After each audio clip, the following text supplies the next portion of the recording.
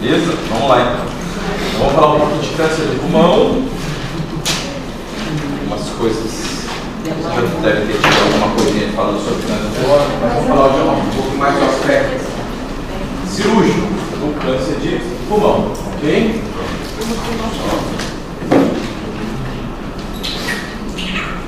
Então vamos lá. Então primeiro, qual que é a importância do câncer de pulmão? Deixa eu só aqui. Isso. No Brasil, ele já é a principal causa de mortalidade tanto no sexo masculino quanto no sexo feminino, tá? Ele é o principal câncer? Qual que é o principal câncer? Ninguém sabe. Qual é o principal câncer? Está falando de homem, mulher, de todo mundo.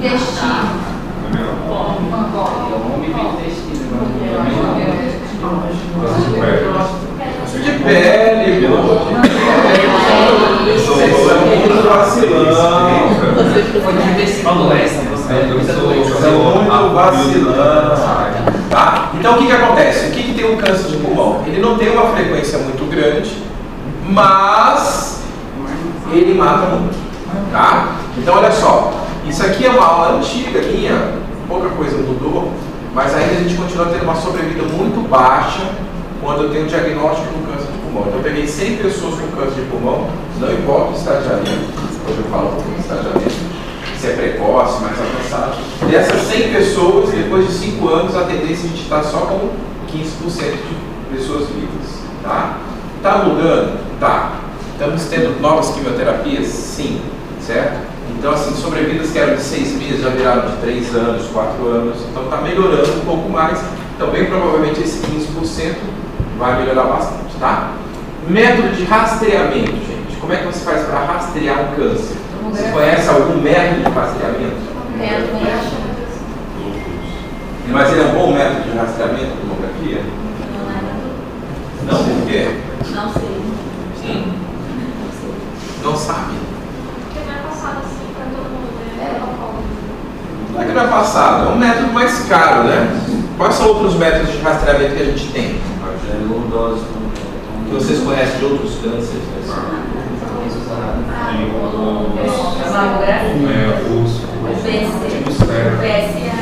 PSA, né? Entendeu? CEA não é rastreamento de coisa nenhuma. Quando você pede CEA, é só para foder a vida do paciente, entendeu? Porque normalmente ele vem alterado, aí o cara fica doido, certo? Então não é, como é que é, alfa-feto, a não ser que você tenha um tumor de testículo, tumor embrionário, você vai, né, tentar ver isso daí, tá bom? Mas métodos de rastreamento que a gente tem é o quê? Papa Nicolau, né? Mamografia, PSA. Quando você fala em colonoscopia, eu concordo com você, é o melhor método de coisa. Mas hoje em dia, a colonoscopia, ela é um método caro, entendeu? Não é um método fácil de você fazer. E se você colocar hoje no papel, talvez o método de rastreamento que a gente sempre bateu tecla durante muitos anos, que é a tomografia de tórax, bem provavelmente a tomografia de tórax hoje, ela é mais barata do que a colonoscopia, tá? Então talvez hoje a gente consiga ter um método de rastreamento que está melhorando, que é a tomografia. Bom, o tabagismo, que é o principal fator de risco, continua mantendo uma estabilidade no Brasil. Tá? E o problema do câncer de pulmão, ele afeta uma população com idade ativa. A gente está falando ali entre 40 e 60 anos, certo? Então, entre 40 e 60 anos, você pegar uma população dessa, é um problema sério. Por quê? Porque se você pegar um paciente com 40, 45 anos, ele falecer de câncer de pulmão, certo? Quantos anos ele vai ficar sem produzir? E normalmente ele vai deixar o quê? Dependentes dele, né? Bom, e quando você faz o diagnóstico, ele tem uma evolução rápida. Por quê? Porque muitas vezes ele já está avançado. Beleza? Tá? No mundo, em 2015, não está variando muito esses números, não, mas 1,6 milhões de novos casos. Só no mundo, né? Tá? Estados Unidos, que tem uma estatística um pouco melhor, olha só. A mortalidade se mantém mais ou menos estável. E olha como é que ele morre muito mais do que mama, colo e próstata. Então, se você somar os três aqui, bem provavelmente ele mata mais do que os três juntos nos Estados Unidos. Tá? Então, uma média aqui, ó, né, equivale à queda de um jumbo lotado diariamente. Olha só. Um jumbo é um avião extremamente grande, para quase 500 pessoas dentro. Certo? Então, morre muita gente todo santo dia nos Estados Unidos só por causa de câncer de pulmão. Então você veja só, quanto que isso impacta economicamente, não só a pessoa deixar de produzir, mas também o tratamento dessa pessoa. Então é um tema muito importante no câncer de pulmão. Então você tem que ter alguma maneira de você melhorar essas estatísticas, certo? Olha lá, casos novos. Pulmão tem bastante casos novos e as mortes colo menos. Mama tem mais casos novos, mas olha só, bem menos, né? Ó. Sobrevida em 5 anos, 85% das pessoas estão vivas após 5 anos. Próstata, 93% das pessoas estão vivas após 5 anos. Enquanto isso, no pulmão, só 14% estão vivos depois de 5 anos. Tá? Bom, esse daqui, ó, é a relação de homem e de mulher, tá bom? Questão de mortes. Então, lá nos Estados Unidos, ó, praticamente 30% das mortes por câncer é de pulmão, tanto em homem quanto em mulher. Bom, no Brasil não muda muita coisa aqui nossa não, tá? 2016, ó, mama tem muitos mais casos novos, ó. O pulmão está em 4 ali nas mulheres, certo? Homem já é o segundo, ó, casos novos. Só que as nossas estatísticas são bem piores, né? Então, se você colocar uma população semelhante com os Estados Unidos, a gente o quê? Os Estados Unidos deve ter 300 e poucos milhões de pessoas, a gente tem 206, 210, sei lá, não sei como está agora. Tá? Então, a gente tem bem menos casos diagnosticados, tá? Esse daqui, ó, em 2016, ó, pela primeira vez, cai o número de mortes por câncer de pulmão em homens. Tá? Você fala assim, mas por que caiu? Diminuiu o tabagismo? Não, porque a população, o crescimento populacional não está sendo tão grande, está mais ou menos estável, entendeu? Então, acabou caindo por causa disso. Não é nada, é uma coisa super, né? Bom, e o que é o quadro clínico do paciente com câncer de pulmão? A maioria deles é assintomático. Então vamos lá. Primeiro, câncer, todo mundo sabe o que é câncer ou não? Alguém tem dúvida do que é câncer? Não? Ninguém tem dúvida do que é câncer. Todo mundo sabe o que é um câncer benigno e o que é um câncer maligno?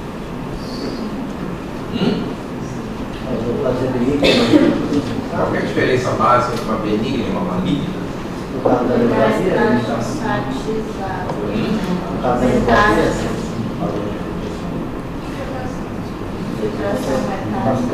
Se você colocar assim, como é que você poderia falar da jeito mais simples de ser benigno e maligno? Tem metástase, é maligno. Certo? Perfeito? Tá? Normalmente quase todos os malignos vão fazer o quê? Vão invadir os outros órgãos. A benigna pode não invadir os outros órgãos, mas pode empurrar. Tá? Então assim, mas também é um conceito meio relativo. Se você tiver um tumor benigno, bem no meio do cérebro, que não é acessível à cirurgia, complicou. Entendeu? Se você tiver um tumor maligno na ponta do dedo, arranca o dedo, está curado, né? Entendeu? Então, esse conceito de benigno e maligno, muitas vezes o paciente ele fala para você, mas isso aí é uma coisa meio que relativa, né? Mas de qualquer jeito, né? Um desses conceitos é o quê? Se tem metástase ou não, tá bom? Então, beleza. Então, a grande maioria dos cânceres de pulmão, eles são assintomáticos durante um longo período, tá? Então, a gente lembrando que o câncer tem que ser uma célula que vai ter um crescimento descoordenado e vai crescendo. Então, da primeira célula até o nódulo de 1 centímetro, quanto tempo você acha que demorou para o câncer de pulmão chegar nesse nódulo de 1 centímetro? Da primeira célula até o nódulo de 1 centímetro. 2 anos. São anos, né? 7 anos em média, né? Então, durante 7 anos, bem provavelmente o câncer foi se desenvolvendo. E se eu der sorte, eu consigo encontrar isso de uma tomografia. E muitas vezes, quando eu encontro na tomografia, eu ainda fico com dúvida se aquele é câncer ou não. E às vezes eu preciso fazer mais exames ainda para determinar se eu vou ter que tirar esse negócio ou não. Tá? Então, a grande maioria do tempo ele é assintomático, certo? Quando a gente começa a falar em sintoma, aí o negócio já começou a ficar meio encrencado. No PET scan, por exemplo, fica mais fácil de você. Menos de 1 centímetro difícil, ele ainda não consegue dar dúvida. A gente vai ver sobre a questão de nódulos. Metade dessa turma aqui tem nódulo. Talvez a grande maioria desses nódulos estão perto de 1 centímetro. Se tivesse que operar todo mundo aqui, quer dizer, não estava bem. O paciente aqui estava quebrado ainda, entendeu? Tá? Então a grande maioria é assintomático, tá? Mas a sua pergunta foi muito boa. Eu não tenho um bom exame, tá? Estão desenvolvendo ainda em termos de biologia molecular, de receptores, etc. Tudo. Um exame que é chamado de biópsia líquida. Como é que eles fazem isso?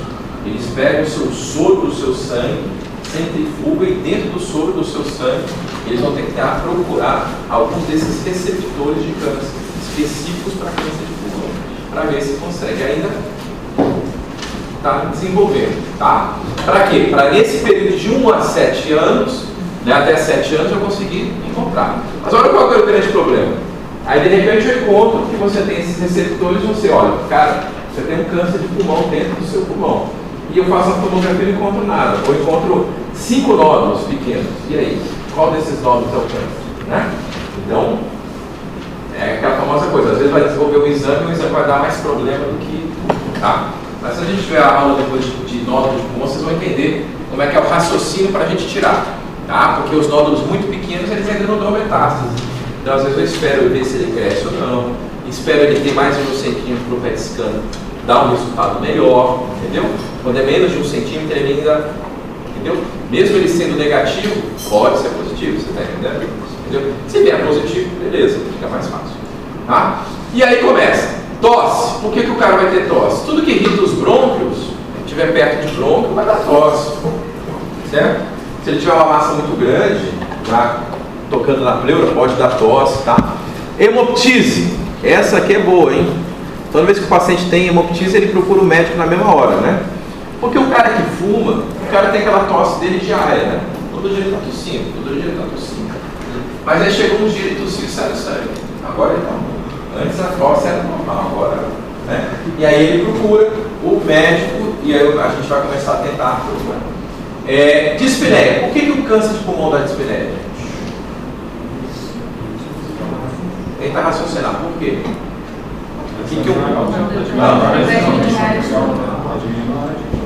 Diminui a área de troca. Como é que você diminui a área de troca?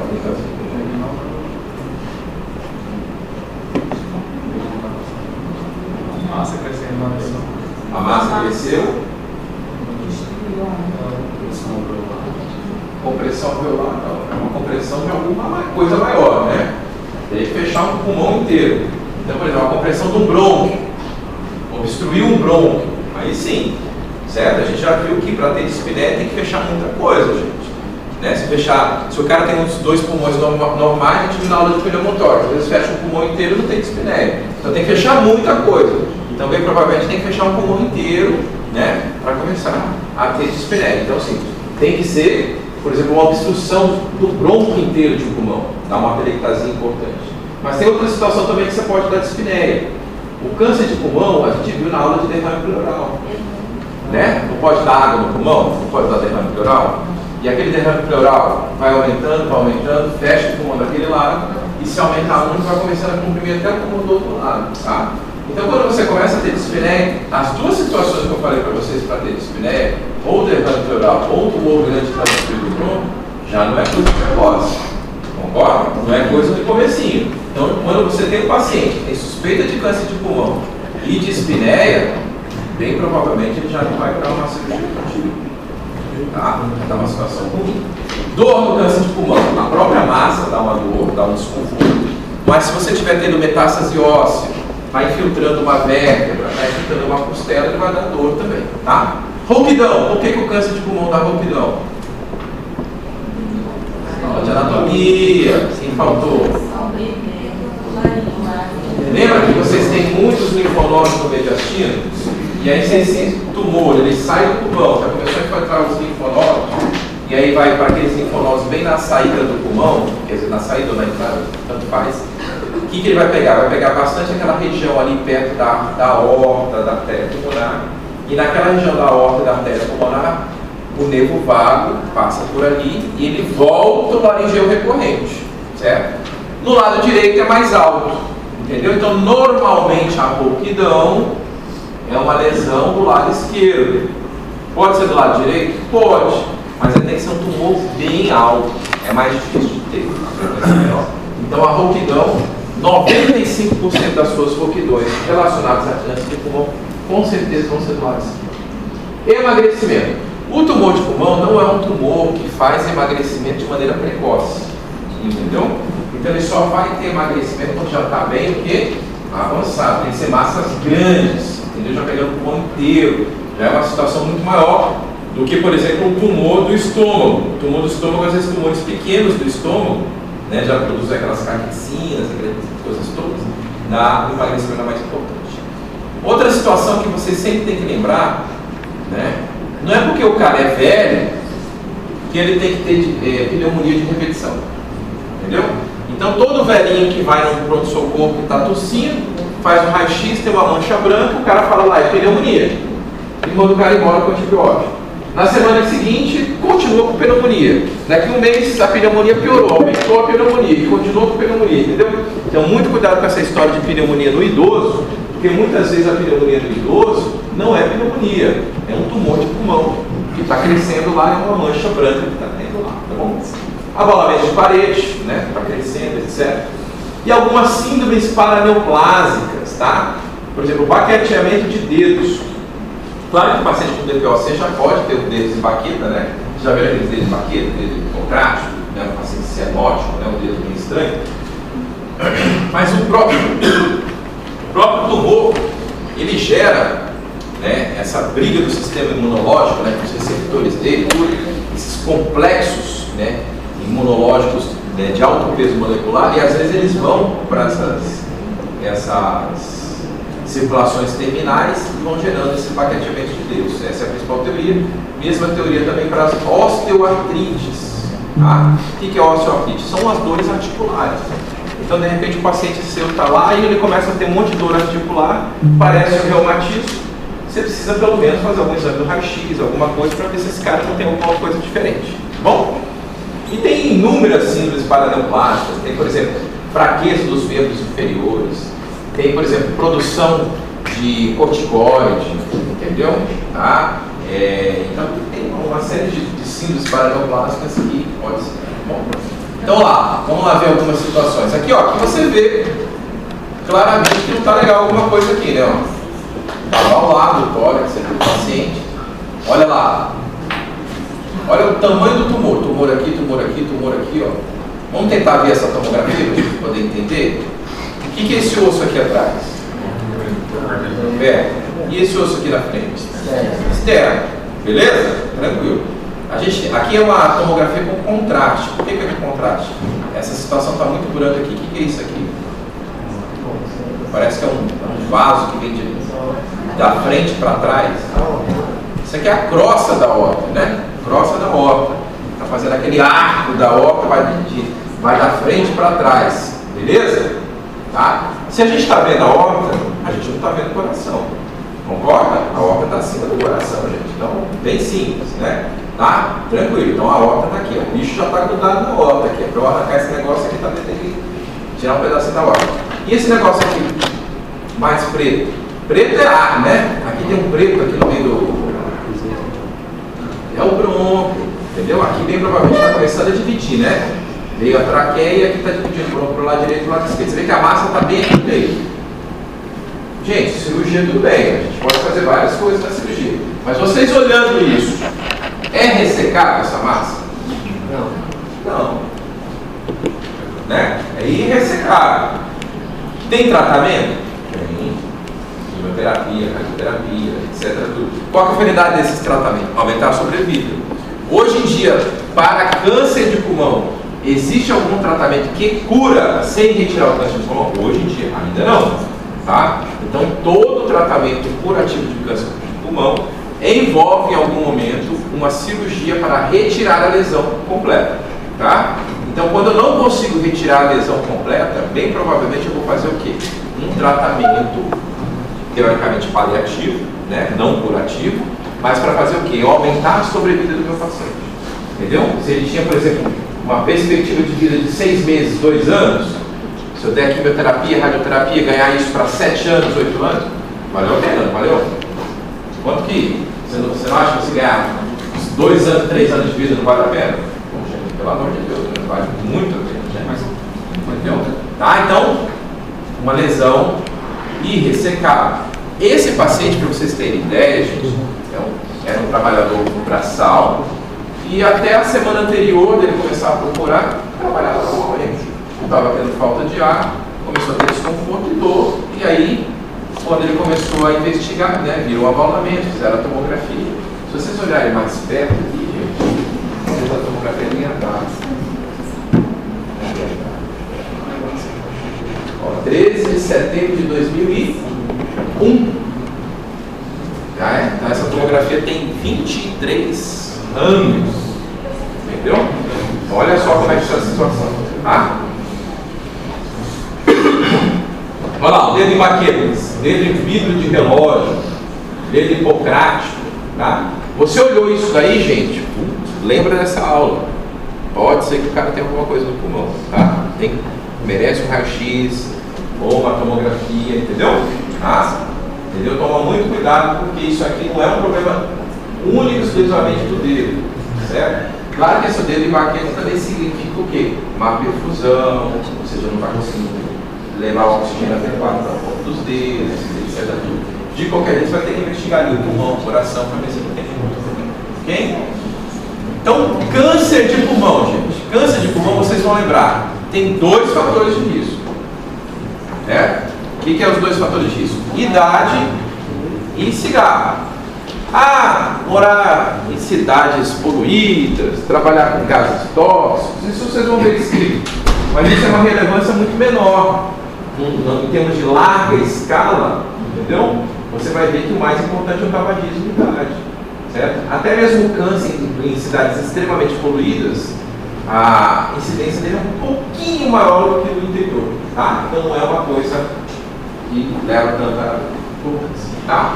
E gente, por que idade é relacionada com câncer? Vocês sabem disso? Porque a maquinaria celular acaba perdendo eficiência na parte da mitose. Então, isso, no turnover celular, né? Ou seja, o velho já teve muito mais turnover celular do que o novo, entendeu? O novo, ele vai ter câncer, muitas desses cânceres são relacionados ao quê? De causas genéticas ou até mesmo com algumas situações congênitas, né? Entendeu? Mas a idade é um fator muito importante do câncer, tá? Isso em quase todos os tipos de câncer. Olha só, não querendo nós. Ela já ganhou ponto. Você liga aí, você tá entendendo? Diga da nossa professora Carol, né? Ela que mandou. Então você perdeu um ponto. Não, mentira, não foi ela não, fui eu só peguei aqui dica ácida, agora a gente dela. Tá bom, você voltou a ganhar um ponto. Tá? E o tabaco? Gente, tabaco. Esse conceito anos maços vocês têm? O que é isso? Anos maços? O cara fuma um maço de cigarro todo santo dia durante um ano. Aí o que ele acumulou nas costas dele? Um ano maço. Se ele fumar 2 maços de cigarro todo santo dia durante um ano, 2 anos maço. Se ele fumar 2 maços de cigarro todo dia durante 5 anos, quanto que ele acumula nas costas dele? 10 anos maços. 2 maços de cigarro todo dia durante 5 anos, 2 vezes 5, 10, certo? E aí o que acontece? O que foi visto que os pacientes que têm, em média, 30 anos maço, ele tem um risco 10 vezes maior do que a população. Tá? Então o que vocês estão vendo aqui? Que o câncer de pulmão relacionado ao cigarro demora para aparecer no fumante. Demora muito tempo. Por isso que ele fica contemplando ali o cigarro, eu estou beleza.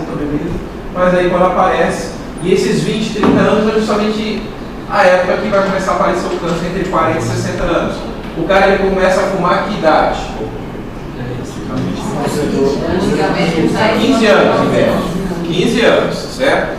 Coloca aí 15 anos, se ele fumar um maço por dia, mais 30, em média 45 anos é a chance dele começar a ter o câncer. Olha só que situação ruim. Então, cara novo, tá? Para vocês falarem assim, pô, 45 anos é velho? Vamos lá, eu vou conseguir convencer vocês que não é velho, certo? Vocês vão acabar em média a faculdade de vocês o quê? Entre 24 e 25 anos.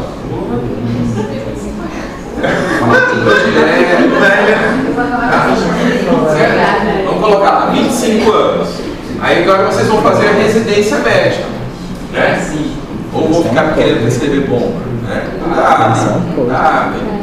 Eu sou advogado, já está começando a aparecer os casos que os caras estão processando esses médicos que prescrevem bomba. E eu gosto disso, Dá dinheiro. Entendeu? Então o que acontece? Aí você acabou a faculdade, você vai fazer residência médica. Qualquer tipo de especialidade hoje é média 5 anos. Beleza? 30 anos você acabou a residência, deixou de ser escravo, certo? Começou a trabalhar, né? Comprar um carro, né, gente? Você quer comprar um carro, né? Um carrão, entendeu? Né? Aí o carrão já começa aquela mensalidade alta, né? E aí você tá com o carrão lá, vou falar de como homem, né? Solteiro, curtindo a vida, doidado, não sei o que lá, de repente encontra a companheira, né? Aí você vai ter que casar, não vai casar? Aí tem festa de casamento, né? Quem casa quer casa, aí vai comprar uma casa, tem que pagar um monte de financiamento e tal. Aí quando chega uns 35, 36 anos cheio de dívida, o que acontece? Vem o filho, entendeu? Aí chega o filho com uns 40 anos, segundo filho. Né? Você estressado, fumando, trabalhando muito, um monte de plantão, não sei o que lá. Aí com 45 anos você descobre o caso. Olha só. Vai deixar a vida. Merda, né? Então, ó, não fume, viu? Vapor é a mesma coisa. Tá? Quem gosta do cigarro eletrônico aí, é a mesma coisa. O risco que já está sendo visto nos estudos é exatamente igual, inclusive até um pouco maior, tá? Cara, já estão começando a mostrar trabalhos que ele tem um pouco maior de risco para dar problemas pulmonares para o cigarro tradicional. Vou falar para vocês. Tá bom para você, né? Bom, então, anos março, beleza? Tá? O que é isso aqui? Nem eu sei o que é isso. Deixa eu ver. Ó, a idade. Ó, relacionando a idade do aparecimento do câncer, diagnóstico, ó, vai aumentando, ó, 40, 45 anos, e depois ele tem um declínio na senilidade mais, né, tem um nome desse termo aqui, os grandes que vivem muito, né, tem esse termo, os caras que passam de 80 anos, eles têm um termo especial, né? Eles têm uma tendência a ter menos câncer, é impressionante. Até a incidência de câncer nessa população, os longevos, alguma coisa assim, eles caem. Então olha só onde aqui a gente tem um pico de câncer, né? Então a gente está falando de uma população ali, ó, 60 anos ali, ó, 40, 60 anos, é um pico bem importante dos cânceres de pulmão. Não, mas naquela população, o que acontece? Ele conseguiu chegar. O que você consegue envelhecer? Primeiro tem que ter sorte. Você não tem que ter acidente, né? Nada grave, etc. Tem que ter coisa. Segundo, você não pode ter câncer. Se você tiver um câncer grave, você não chega lá, entendeu? Então quando você começa a pegar os caras acima de 80 anos, é uma população que, bem ou mal, a genética deles evitou de ter vários tipos de câncer. Entendeu? Então eles têm uma genética diferente, eles têm uma longevidade diferente. O cara que não conseguiu chegar nessa época aí é porque era assim, né? Bom, e vamos lá, câncer. Gente, isso aí depois vocês ficam brigando com o oncologista, porque tipo histológico de câncer cada vez aparece um novo. Já tem uns 40 tipos, 50 tipos, e vai aparecer mais tipos, gente. Por quê? Porque a gente está melhorando mais, aprendendo mais o câncer de pulmão, tá? Então hoje em dia o que acontece? A gente está classificando os cânceres hoje de acordo com as mutações que ele tem, certo? Então você tem vários tipos de mutações específicas dentro do câncer e que para cada mutação específica você vai ter o melhor quimioterápico, o melhor imunoterapia para esse câncer, então o tratamento vem melhorando muito, tá? Então essa classificação é uma maneira antiga bem antiga, isso aqui é da década de 70, para vocês terem ideia, mas é uma classificação bem didática, tá? Então, como é que a gente tem essa classificação aqui? Carcinoma espinocelular. O que é o carcinoma espinocelular? É do epitélio do bronco, tá? Então, aquele epitélio que fica recebendo a fumaça do cigarro, etc., tudo, vai ter da metaplasia e uma hora se transforma em câncer, certo? Então, quando você fala em epitélio, onde é que você tem maior quantidade de epitélio? É no começo, nos brônquios principais. Então, o carcinoma espinocelular, ele é uma tendência de ter estar mais no centro do pulmão, mais perto do hígado, tá? Ele é mais central, tá?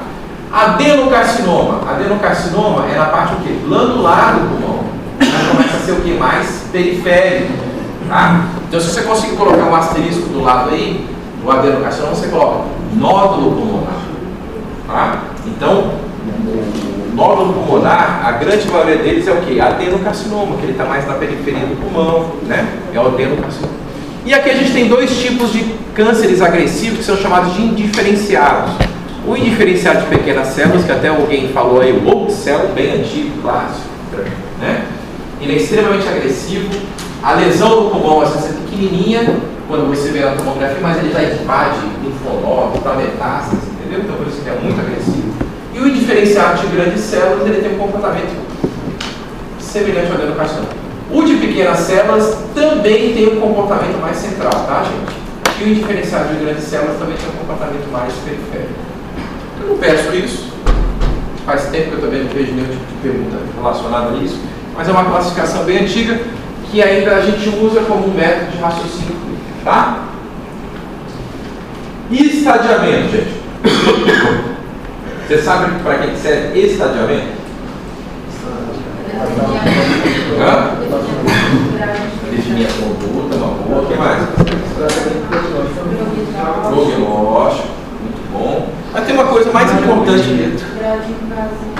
Tudo isso que vocês estão falando é legal, por enquanto está muito legal. Mas tem uma coisa mais importante para definir o que é o estadiamento.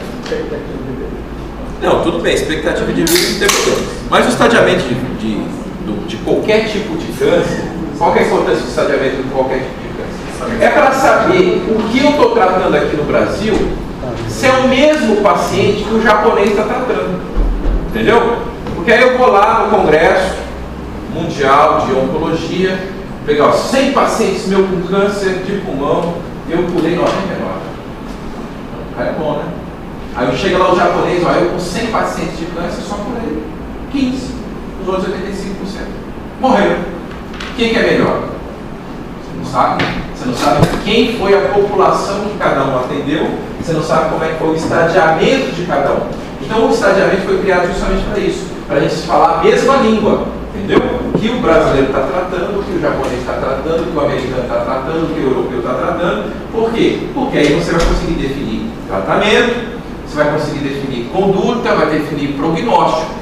Entendeu? Então, o estadiamento, se reuniram todos os oncologistas, vão falar assim, ó, vamos começar agora a graduar cada coisinha do câncer para a gente poder definir que situação está o câncer, se está mais precoce ou mais avançado, tá?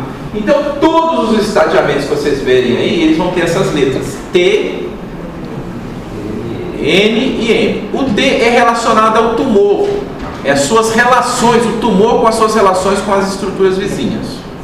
Beleza? Tá grudado ou não? Do estômago eu não faço a mínima ideia, nem do pulmão eu sei direito de estadiamento, tá, gente? Tá? Começa daí. O cara que pede estadiamento na prova é sacana. Eu vou pedir. Legal pedir estadiamento. Vocês se enrolam tudinho. A gente fica rindo, né? A gente chega no sábado à noite, né? Vem a televisão, tomando a cerveja. Vamos corrigir prova, vamos rir.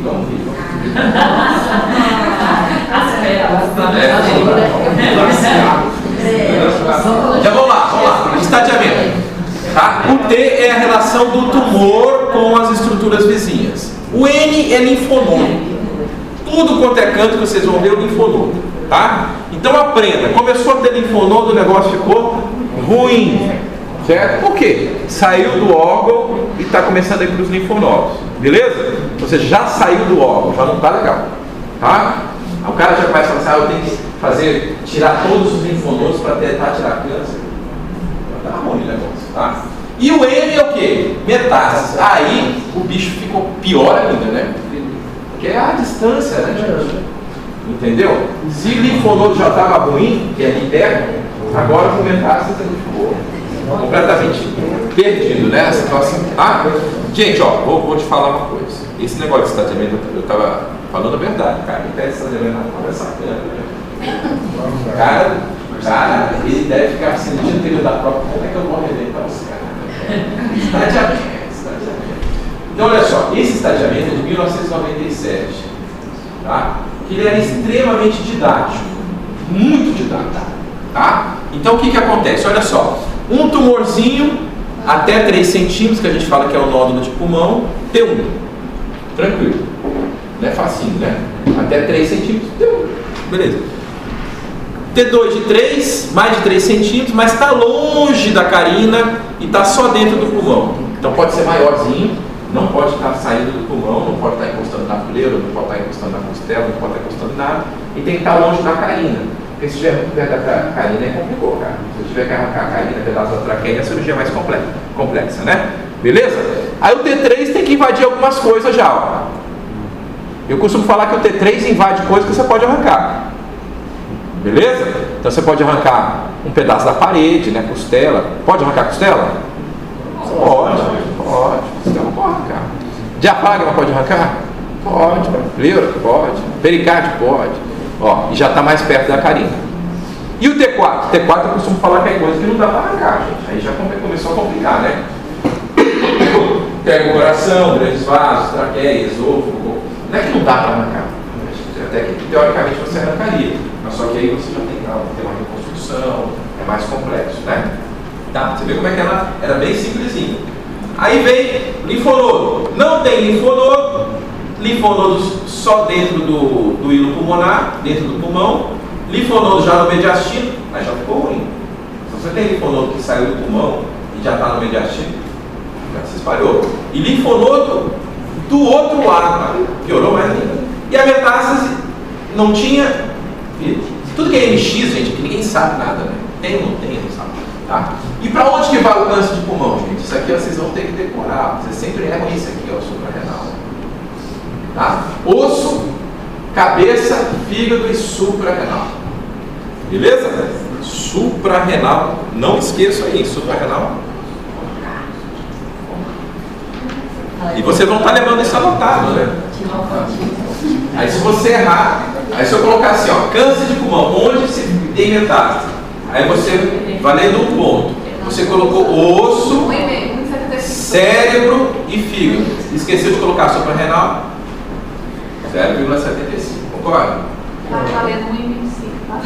Você está entendendo? Ou seja, aqui não vai ter dó para cortar as coisas. Porque vocês estão levando papel, cara. Se você tiver incompetência de não anotar isso, cara, pelo amor de Deus. É o fim dos tempos, né?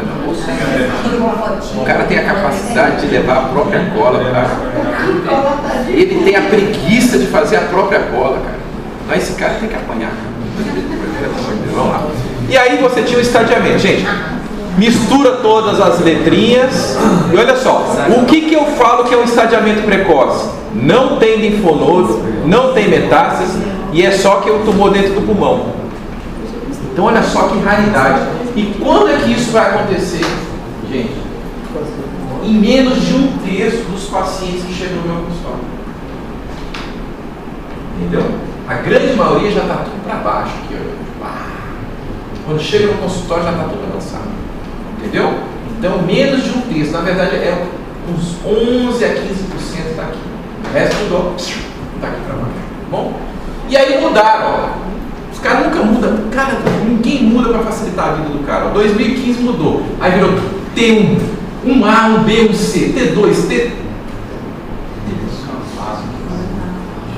O cara não tem o que fazer. Aí complica, né? Não, fala a verdade, né? Tá. Aí o que acontece, gente? Tem algumas coisinhas que a gente tem que facilitar. Tem nem prova de cursinho, entendeu? Metástase.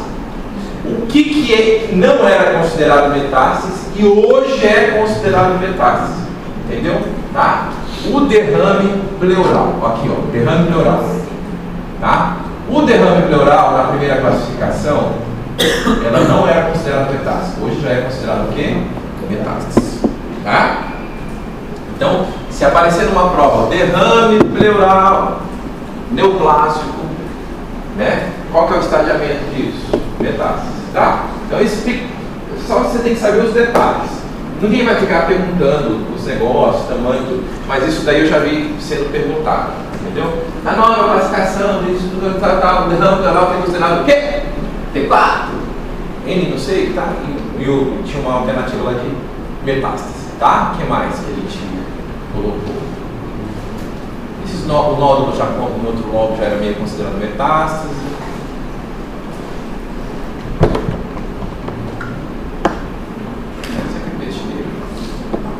Beleza? Então seria esse daí. Aí você vê que eles complicam tudo, mas o raciocínio é a mesma coisa. Então qual que é o nosso raciocínio? Se eu tenho um tumor só dentro do pulmão, teoricamente dá para o quê? Operar. Se eu tenho um tumor que já está com um linfonodo, opa, eu vou ter que analisar o que eu tenho que fazer. Muitas vezes eu vou fazer o que primeiro com esse tumor? Vou dar uma quimioterapia, ver se aqueles linfonodos regridem, para depois operar. Entendeu? Por quê? Porque a gente já está vendo que se eu retirar o pulmão, vai ficar linfonodo, talvez não adianta muita coisa, tá? E olha como é que o estadiamento também eles deram uma complicada, né, gente? Certo? Então, ficou mais complicado. Câncer de pulmão. Então lá, como é que você vai fazer o diagnóstico de câncer de pulmão? Primeiro, suspeitar. Então o cara tem idade e fuma, entendeu? Então, por exemplo, se você tem um cara que tem mais de 40 anos e ele fuma pelo menos desde os seus 20 anos de idade, esse cara tem chance, não tem? Qual que é o exame que eu vou poder fazer para esse cara? Pelo menos uma tomografia, entendeu? Depois a gente vai ver que a raio-x não adianta, certo? Teve algum sintoma, né? Muitas vezes o diagnóstico ele acaba ocorrendo porque o paciente faz uma radiografia por qualquer outro motivo. Fez porque estava com uma dor de coluna, fez com um exame admissional, aí aparece uma mancha no pulmão e ele vai atrás, tá? Mesma coisa com tomografia, certo? E em algumas situações o PET scan ele foi fazer por algum outro motivo e acaba encontrando uma mancha, um nódulo no pulmão. Bom?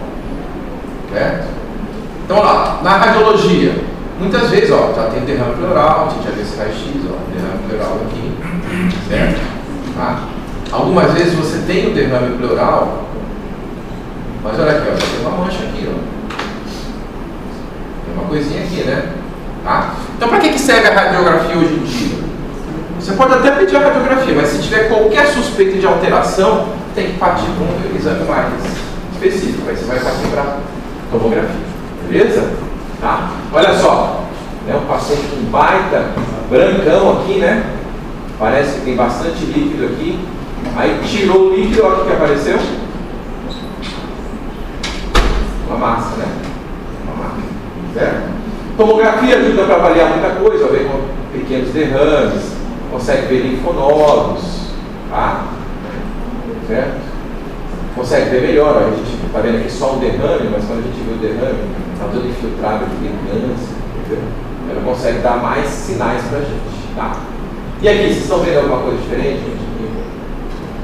Isso aqui é uma imagem clássica. Na hora que você vê essa imagem, você já sabe várias coisas do paciente.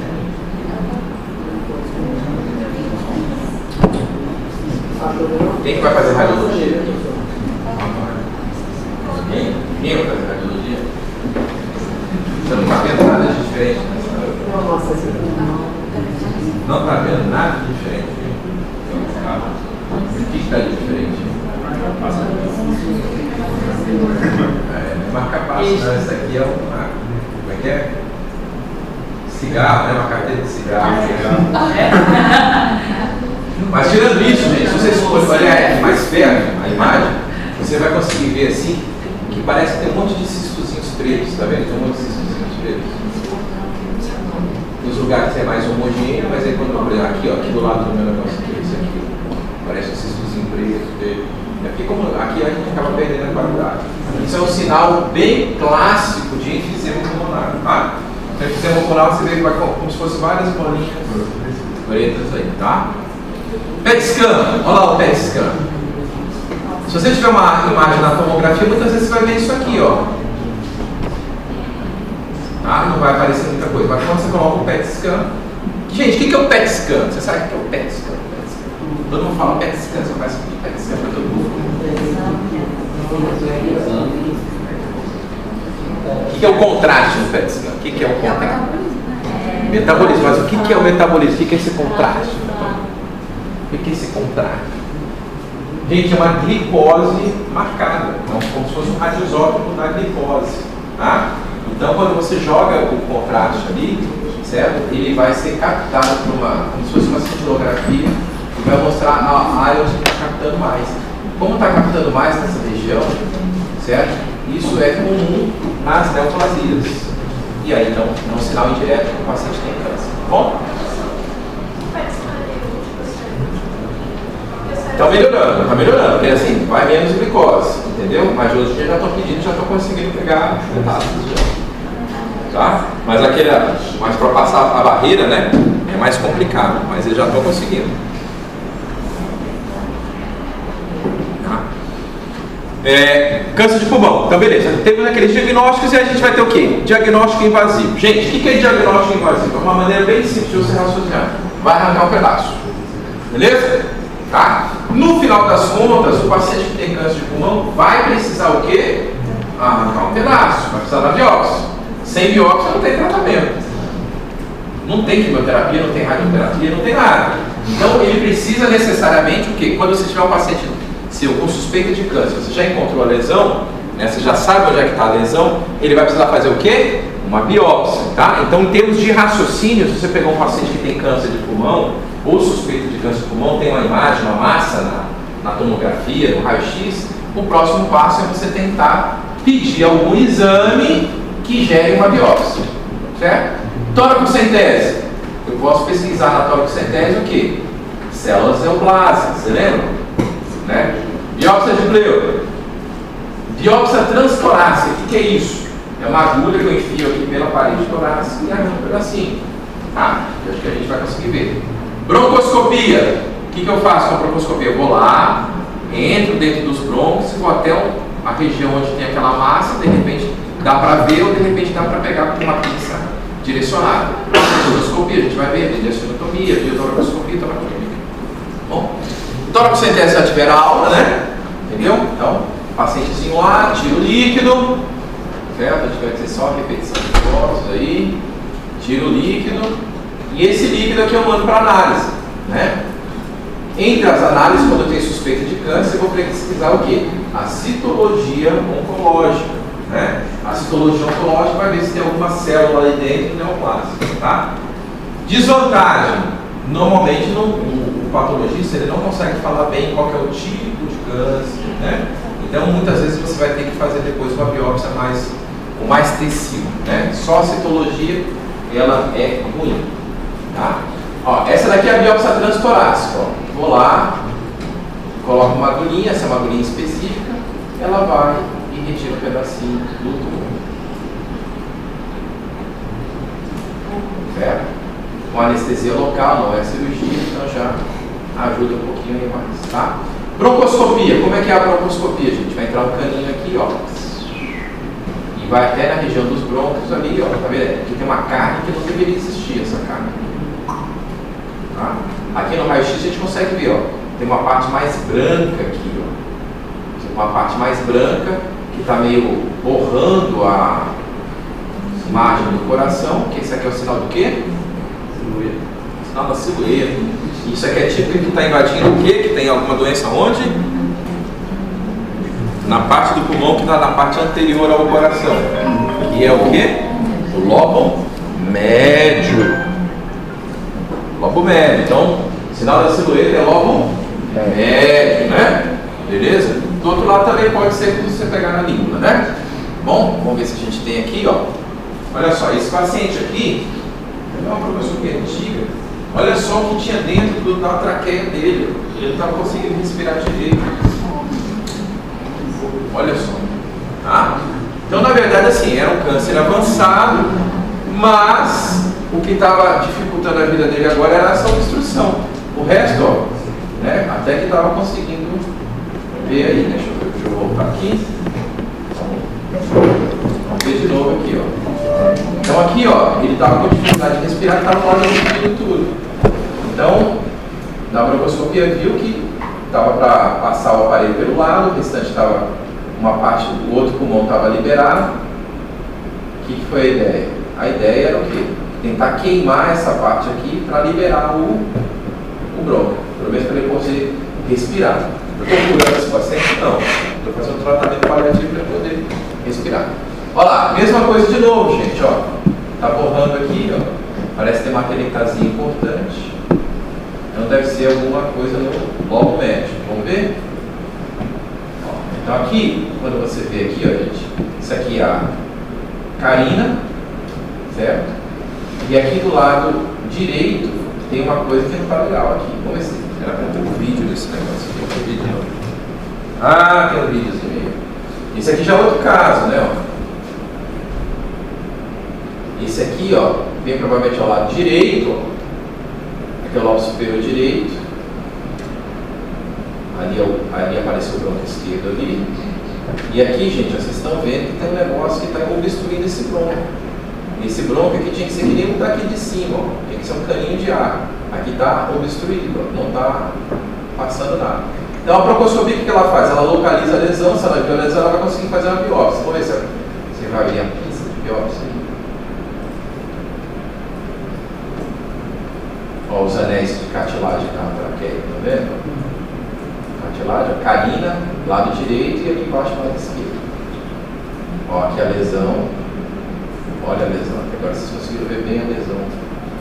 Gente, por que tem essa variação? O coração está batendo, o paciente está respirando, entendeu? Ah, ele não está. Isso é um exame que não é feito para anestesia geral, tá? É só concentração. Vamos ver se aparece aí essa bendita pizza. Pô, demora pra caramba. Um dia ninguém mais tem paciência, né? Não tem que ensinar pra ver. Olha lá, você viu? Obstruiu tudo, gente. Ó. Aí, ó. Aí foi lá, pinça. Olha que legal, cara. Olha só, ela abriu. Olha que legal. Agora vai lá, tipo, começa a sangrar. Aí pronto, o cara entra em desespero. Beleza? Aí você fez uma biópsia via broncoscopia. Gente, é um exame que não precisa cortar o paciente, ele faz, vai embora para casa, entendeu? E eu consigo dar um diagnóstico para ele sem precisar um corte, sem precisar uma cirurgia. Tem uma maneira de eu conseguir evitar, por quê? Bem provavelmente naquela situação ali, a gente não viu o resultado dos exames, mas já é um caso inoperável. Tá? Inoperável é mais do paciente, né? Irressecável seria a melhor coisa. Tá? E a videotoracoscopia. Vou colocar uma câmerazinha lá, e eu coloco a câmera e vou localizar a lesão e ver as lesões que tem dentro do tórax. Olha lá, o paciente tem um derrame pleural e a pleura toda doente, eu vou lá e arranco os pedacinhos da pleura. E esses pedaços a gente manda para o patologista para ele analisar. Entendeu? Aqui na videotoracoscopia, ó, aqui a lesão é essa lesão. Eu estou vindo aqui com uma agulha específica que arranca com um fragmentozinho. Ó. Arranca a lesão. Tá? Só que aqui já é um procedimento que precisou anestesia geral. Tá? Já é uma coisinha mais sofisticadinha. Mas e quando é que eu faço isso? Muitas vezes eu não consegui fazer isso por broncoscopia. Tá? Não consegui fazer isso por aquela biópsia com agulha. Então eu tive que fazer uma coisinha mais avançada. Olha essa outra aqui, ó. Então aqui tem um dreno de tórax, né? O pulmão todo pretinho aqui. E aqui a gente tem uma série de coisinhas infiltradas. Isso aqui tudo é câncer, gente. Tudo câncer. Tá? Então aqui foi uma videotoracoscopia com a biópsia da pleura. Vamos ver se aparece na frente lá. Uns infiltrados bons aí.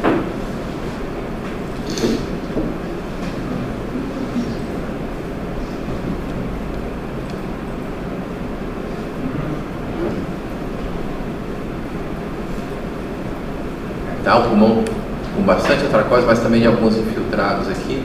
E ali em cima a gente vê bastante. Ó, isso aqui tudo é câncer, gente. Ó, tá vendo essas bolotas aqui? Ó? Isso não existe, tá?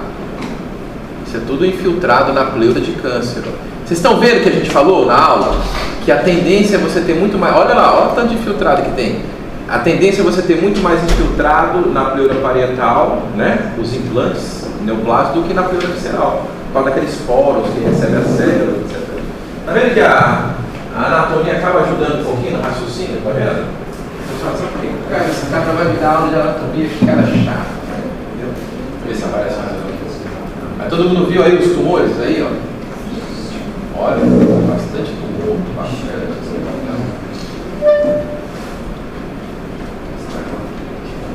bastante tumor. Esse pulmão se bem treta, por quê? Porque provavelmente fumou um bocadinho, entendeu? Ó, tumor. Tá? Muito tumor. Bem avançado, tinha derrame pleural, não tinha diagnóstico, tinha tirado o líquido, ó, tumor. E aí você consegue tirar, põe o dreno, tira o líquido, faz a pleurodese. Lembra aquelas coisas tudo que a gente falou? Não, ó o tumor, ó, tanto de tumor, gente, isso é tudo tumor.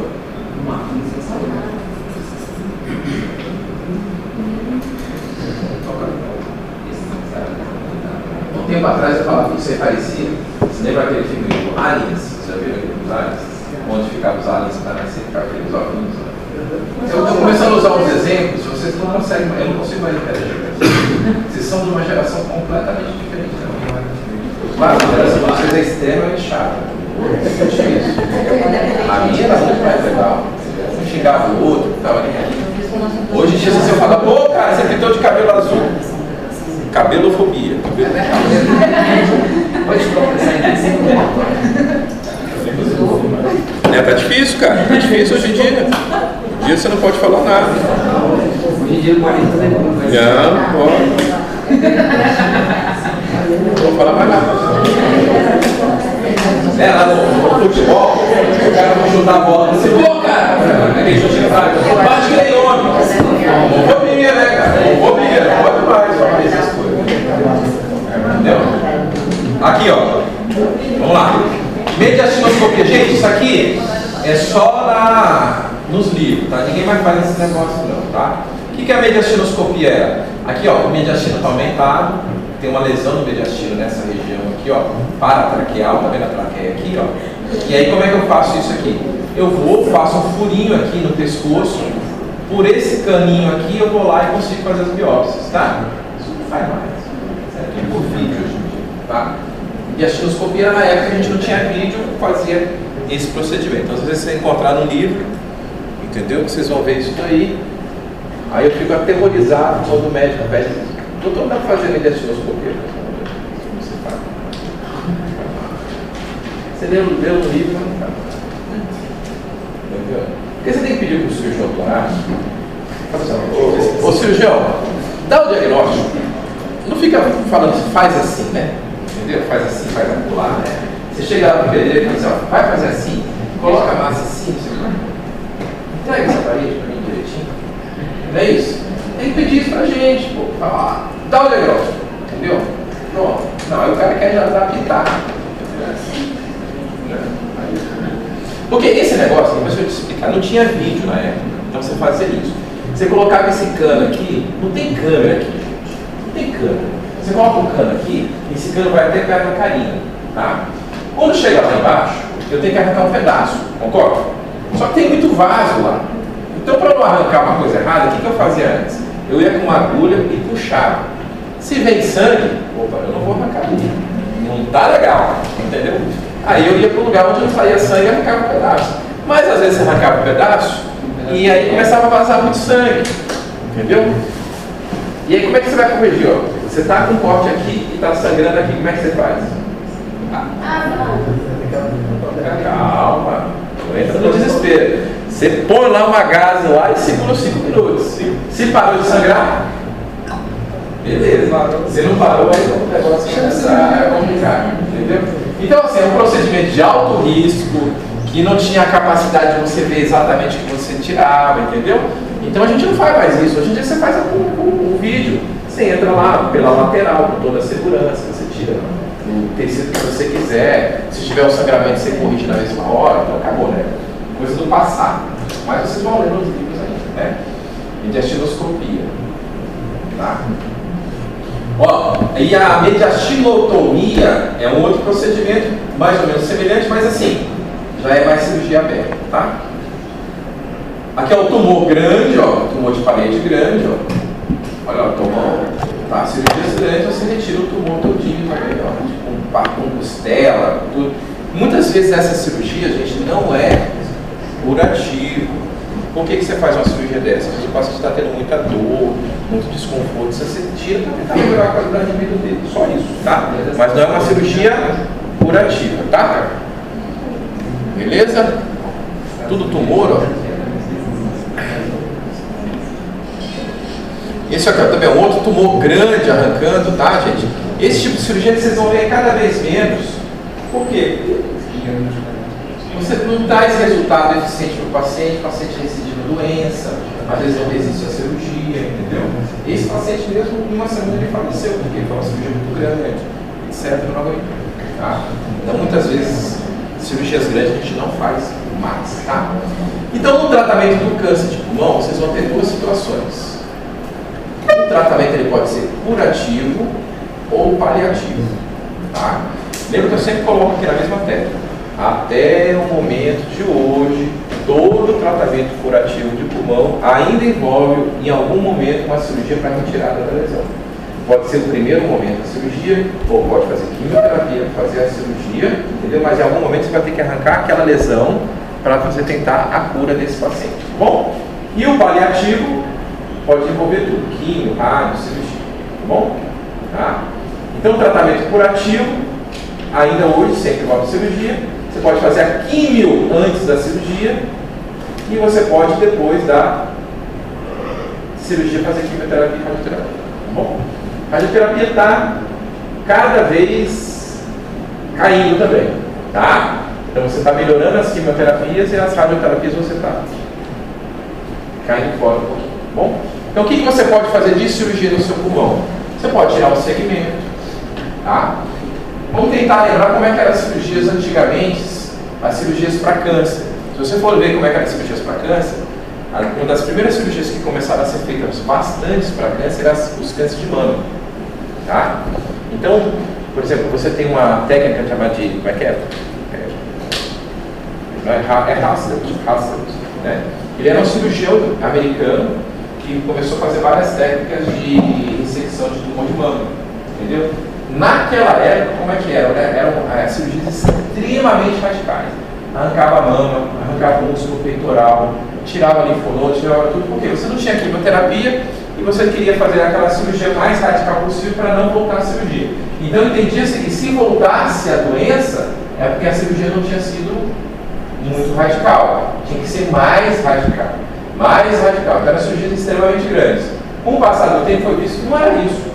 Entendeu? Você precisava ver cada tipo de doença, você ia fazer uma cirurgia menos radical e depois você ia completar com quimioterapia. Então hoje em dia você vai ver que para mama, às vezes é o quê? Uma pancreatectomia, né? Ou seja, só um pedacinho da mama. No pulmão a mesma coisa. No começo era tudo arrancar o pulmão inteiro, meu irmão. Arranca o pulmão inteiro, arranca os linfonodos, tudo. Depois foi para lobectomias, certo? E hoje em dia a gente está na fase de ir para quê? Segmentectomias, tá? E daqui a pouco a gente vai entrar numa fase, que nem eu estou te falando, vai chegar um momento que eu não preciso retirar a lesão para dar cura. Eu preciso só dar o diagnóstico. Se eu fizer tirar um fragmento ali, deu para o patologista, o paleontologista fala o que é, dá para o oncologista vai tratar da maneira, porque não preciso arrancar o pulmão inteiro. Menos agressivo para o paciente, mantém pulmão, entendeu? Porque você imagina só, o cara que fuma, ele não é DPOC, ele já perdeu uma função pulmonar, se eu arranco o pulmão, talvez ele fique com muita falta de ar, entendeu? Então, se eu tiver um tratamento de arranque menos quantidade de pulmão, é melhor do que arrancar pulmão inteiro, tá? Então, também a história do nosso pulmãozinho também foi isso, está diminuindo, então agora na fase que está começando a aceitarem mais as segmentectomias, tá? Qual que é a cirurgia gold standard, né, clássica do câncer de pulmão? Aí você vai falar lobectomia, tá? Mas a gente já está indo por fase da segmentectomia. E aí a gente tem coisas que são chamados esvaziamentos de linfonodos. Para que é isso, professor? Para que eu vou tirar esses linfonodos do mediastino? É para evitar que retorne a doença? Não. Esquece isso. Ela só serve para uma coisa, quando você tira todos esses linfonodos. Para você ver se tem doença no mediastino ou não.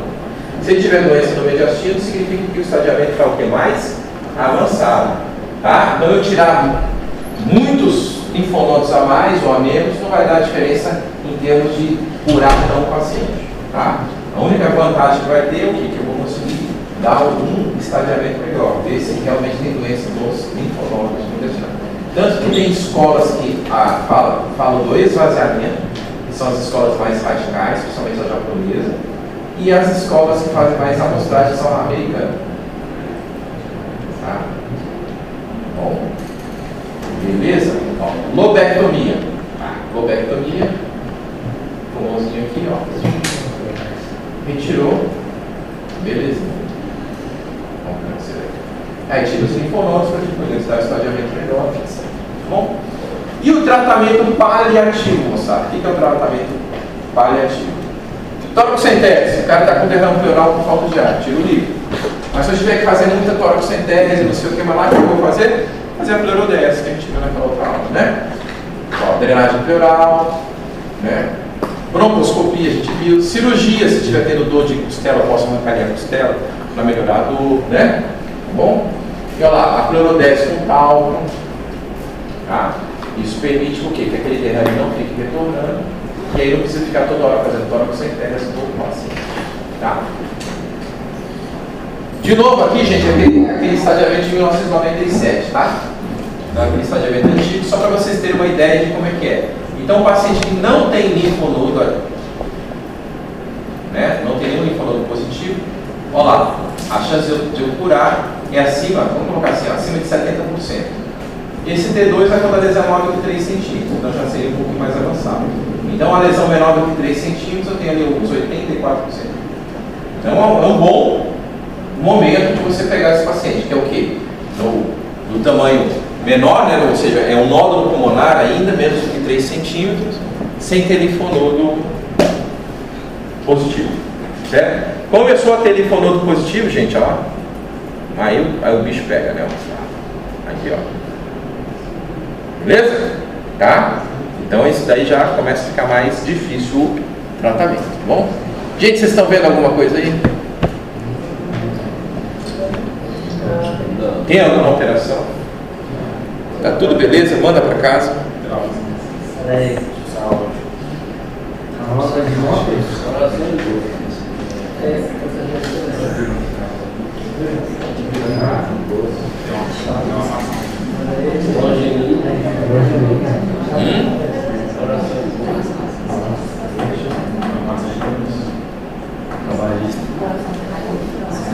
Entendeu? Gente, passaria batido, tá? Eu quero que vocês fiquem atentos a essa imagenzinha aqui, ó. Aí eu dou um negócio aqui e vocês nunca encontram, né? Tá? Olha lá na tomografia ficou fácil, né? Tá? E agora? Quem quer tentar ganhar um ponto ou perder uma Coca-Cola? Quem quer? Quem quer? Quem quer tentar ganhar um ponto ou perder uma Coca-Cola? Quem quer? Você quer tentar ganhar um ponto ou perder uma Coca-Cola? Vai lá, então você vai perder o paciente depois de retirar. Você vai perder essa aqui de cima. Se você errar, vai ter que pagar a Coca-Cola, né? Esse aqui de cima. Se você errar, você vai ter que pagar a Coca-Cola. Agora ele passa na sua frente aqui. Não é ali no hino? Cara, se tu achar, eu te dou 10 na prova. Agora eu vou levantar. Aí a gente normal. Vamos fazer o jogo do tigrinho. Vamos aumentar a aposta. Vamos lá. Tá quase. Ele cai da Vamos lá, agora um gradado de Coca-Cola. Vai. Ele paciente depois de pegar qualquer. Ele caiu da própria vida. Segundo. Do background miliar. Ele caiu da própria altura. Acidente de moto. É aqui que tem. Você sacaneou, né?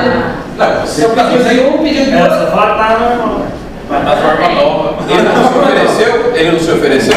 Ele quis dar uma de bolsão? Queria ganhar um ponto. E agora, você quer arriscar aí ou não? Deixa quieto. Era tão aqui, branco.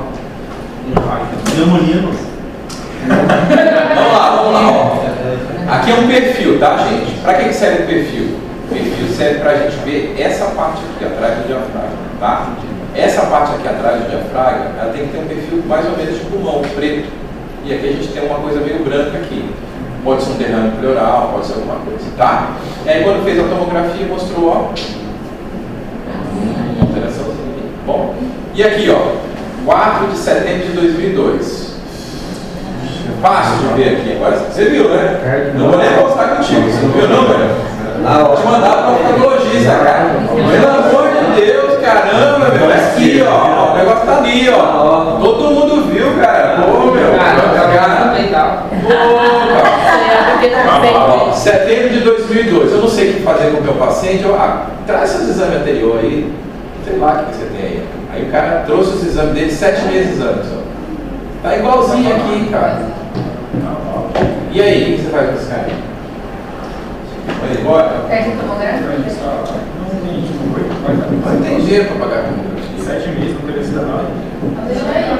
Projeto. Que é do deixa aí. Aí você tá na dúvida, o que você faz com esse cara? Tomografia.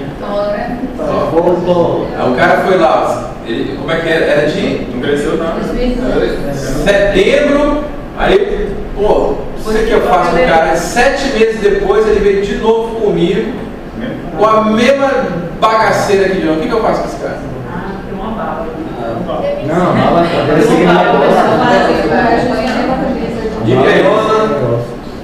E aí, manda embora de novo pra casa? Mais um raio-x mais pra frente?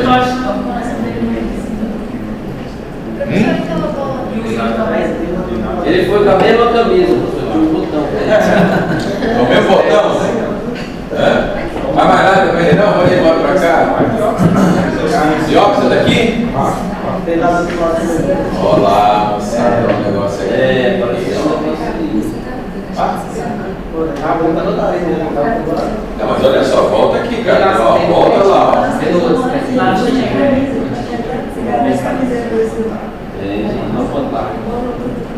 Na verdade, gente, aqui já tinha essa imagem, mas a radiografia ela não tem a capacidade de pegar.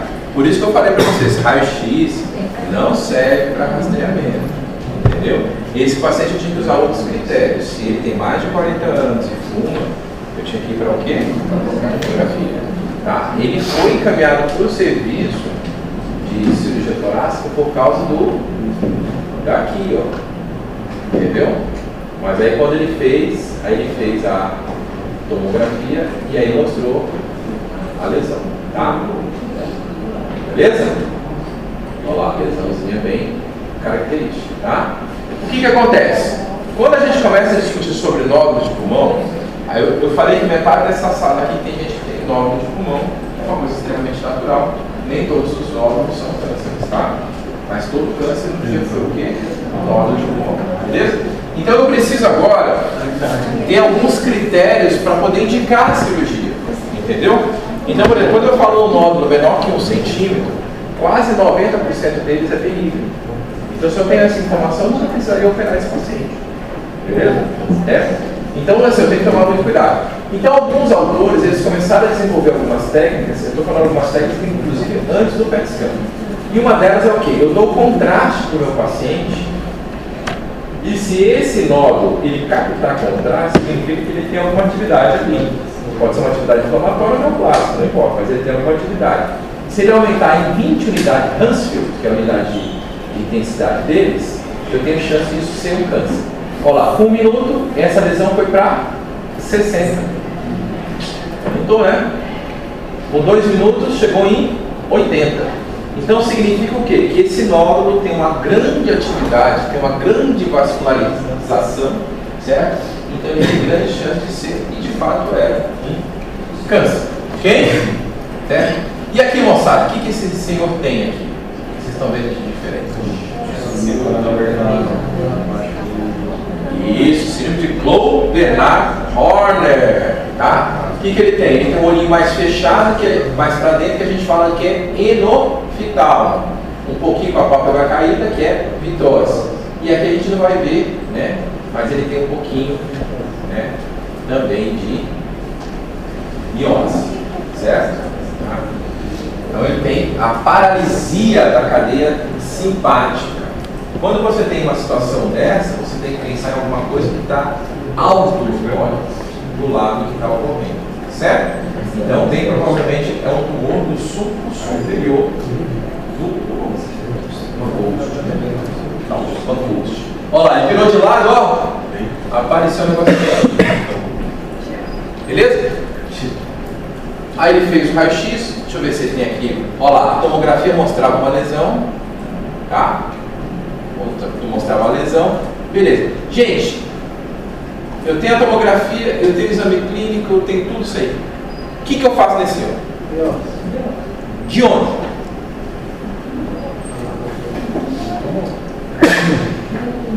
Qual tipo de biópsia, como que eu vou agir?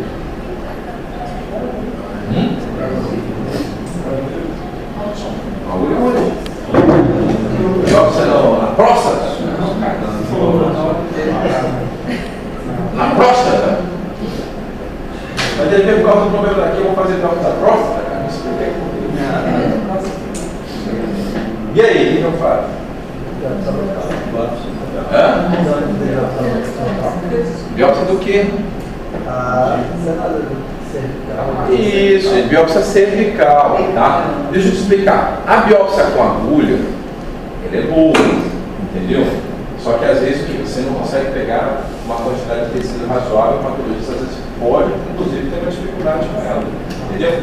Nesse caso aqui, deixa eu ver. Nesse caso aqui, uma anestesia local, um corte de 2 centímetros, pega um material bem adequado, entendeu?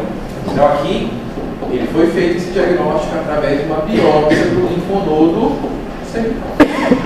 Entendeu? Dá para fazer com agulha também? Dá. Mas a ideia vai suceder o quê? Eu preciso agora não adianta ficar fazendo PET scan, fazendo exame de urina, hemograma, ressonância. Entendeu? Tem que arrancar um pedaço e falar o que é. Certo? Então você tem que realmente tirar o local mais fácil de fazer a biópsia, que seja menos agressivo para o meu paciente, é a região do pescoço. Eu faço a biópsia dessa região. Beleza?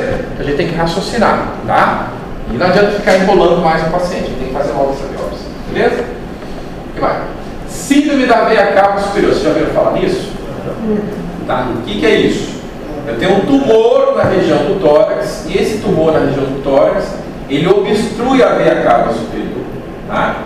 E quando ocorre essa obstrução da veia cava superior, o que vai acontecer? Meu paciente vai ficar com os braços inchados e o rosto inchado e meio vermelho. Entendeu?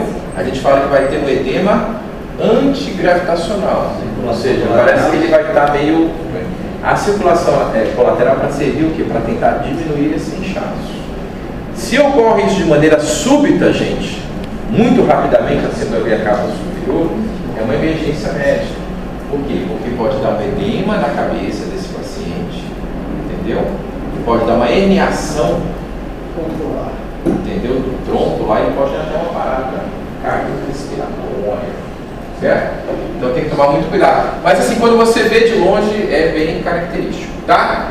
Paciente com síndrome de veia cava superior, gente, tá? Uma dica: não adianta ficar pegando veia nos membros superiores para dar medicação, tá? Se você der veias nos membros superiores para dar medicação, bem provavelmente o efeito dela é muito baixo. Então pega uma veiazinha da pé, de outro canto. Então, beleza? Olha lá. Vamos lá de novo ver, ó. Vértebra externa, né? O vaso que vai da frente para trás, a crosta, né? Até como ela iria aparecer aqui, ó, ela está até aparecendo bem provavelmente aqui, ó. Entendeu? Aqui no meio a traqueia, e olha só, a lesão super grande, né? E essa aqui é a cava, gente, veia cava. Veia cava desapareceu. Ok? Gente, dá para ressecar essa lesão? Não. Dá, né? Esse paciente vai para o tratamento o quê? O que eu preciso fazer para esse paciente? Tirar algum fragmento, certo? Se você me fala assim, dá para fazer por broncoscopia? Talvez eu tentaria olhar na broncoscopia, mas bem provavelmente a gente não vai conseguir ter biópsia para broncoscopia. É claro que existe uma broncoscopia hoje, que ela é com ultrassom na ponta e eu conseguiria colocar uma agulha e pegaria aqui. Mas aqui é uma coisa muito restrita, não tem em todos os lugares. Aqui bem provavelmente a gente tentaria ou uma agulha por fora ou fazer o vídeo para tentar dar o diagnóstico, tá? Mas você respondeu, quero uma biópsia. Beleza, você não tem obrigação de saber qual tipo de biópsia. Você tem que falar, cirurgião, arranca um pedaço. Se você mandar assim para mim, eu vou ficar mais tranquilo do que você falar assim, faça uma broncoscopia. Aí eu vou ficar chateado. Para quem interfere no meu trabalho, entendeu? Deixa eu fazer o que eu sei fazer aqui, entendeu? Arranca um pedaço. Fico feliz. Entendeu? Beleza? Olha lá, de novo, gente, olha só o tamanho aqui, ó, da lesão, né? Lesão grande, pegando tudo, tá? A mesma coisa, mesmo raciocínio, aí ressecado. Olha só, aqui já tá mais fácil, não tá? Ó, se eu pegar a agulhinha aqui, ó, tá mais fácil, né? Vou lá na tomografia, pego a agulha lá. Beleza? Isso aqui, gente, é uma modalidade que ainda existe hoje, que é a quimioterapia neoadjuvante. O que é neoadjuvante? Eu faço uma quimioterapia antes da cirurgia. É claro que eu preciso ter o que primeiro? Diagnóstico, certo? Ou consigo esse diagnóstico por broncoscopia, por biópsia transtorácica, mas antes de eu decidir retirar a lesão, eu posso fazer essa quimioterapia. Então, olha só, aqui é fevereiro de 2003, olha o tamanho da lesão. A lesão é esse branquinho aqui, ó. Fez a quimioterapia, ó, em julho, março, abril, maio, junho, julho, 5 meses depois, fez quimioterapia, olha como é que a lesão diminuiu. Para que serve isso? Tá? É muito controverso ainda, mas os trabalhos eles demonstram algumas coisas. Primeiro, quando eu faço essa quimioterapia neoadjuvante, eu tento matar os tumores que estão nos linfonodos, certo? Então eu vou tentar dar uma diminuição da recidiva depois da cirurgia. Porque quando você opera o paciente, bem ou mal, o paciente ele entra numa imunodeficiência para tentar se recuperar da cirurgia. E nesse momento é a hora que às vezes o tumor ele gera grande multiplicação, metástases e às vezes ele acaba proliferando. Então quando você faz uma quimio neoadjuvante, esse tumor ele fica meio bobão, um tempinho, você opera e diminui essa recidiva, tá? Então olha só. E outra coisa também, quando eu faço isso, eu tenho a chance de fazer uma ressecção menor. Então às vezes eu tinha que arrancar o pulmão inteiro, agora eu tenho que tirar só o ombro, tá? Então quimioterapia neoadjuvante. Claro que isso, gente, é um trabalho de decisão entre o cirurgião e o oncologista, não são todos os casos, no caso mais específico. Bom? E aqui, ó, uma propaganda antiga. Tem muito fumante aqui ou não? Não precisa levantar a mão, não, só fala lá. Só dá uma tossida. Quem fuma só dá uma tossida. Quem fuma só dá uma tossida. Olha lá, tossindo ali, ó. Estão fumando essa fumaça que está aí na rua. Olha, arrancou até o pulmão do cara. Fumante passivo aqui. Deus fumando. Pendrive. Pendrive, cuidado, meu irmão. Uma pendrive. Pendrive aí é pior do que o... O que vai fazer para calcular o carga de trabalho? Não, vai ser um novo conceito, não. Vai ser um novo conceito, né? Normalmente agora. Ser soft, vamos pendrive. Antes é mais massa.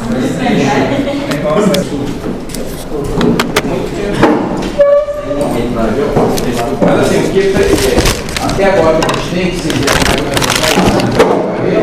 já tem muita coisa aí. Beleza, moçada? Então, a gente já tem matéria para prova, não dá para dar mais nada hoje que eu já.